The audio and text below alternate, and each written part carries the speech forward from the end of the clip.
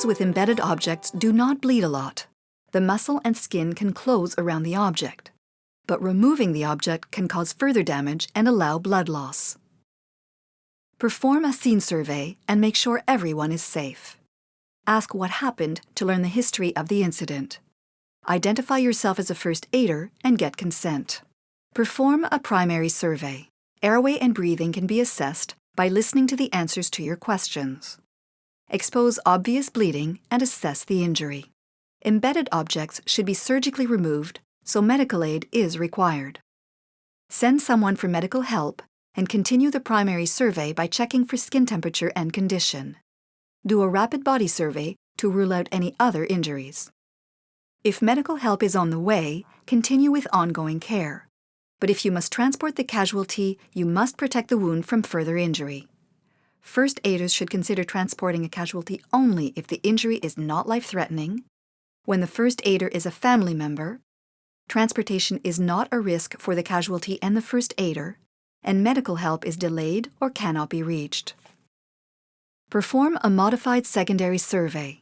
Take a sample history and record a baseline set of vitals.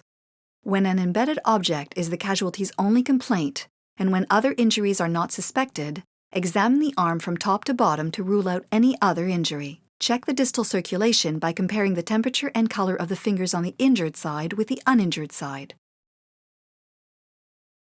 Place bulky dressings around the object to keep it from moving. This will apply pressure to the wound, but not to the object.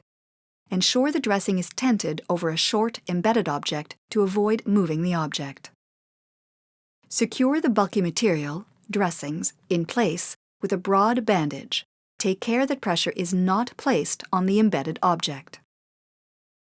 Immobilize the arm with an arm sling. Place the triangular bandage between the forearm and the chest with the point extending past the elbow. Bring the top end over the casualty's shoulder on the uninjured side and around the neck. Bring the lower end of the bandage over the forearm and tie off in the hollow above the collarbone on the injured side. Place padding underneath the knot. Make sure the casualty's hand is inside the sling, but that the fingernails are exposed for circulation checks. Twist the point at the elbow into a pigtail and tuck it inside the sling.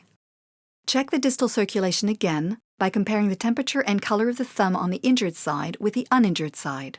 If the bandages are too tight, or swelling has made them too tight, there will be a slow return of color when the nail bed is depressed and released, and the fingers may be bluish and cold to the touch.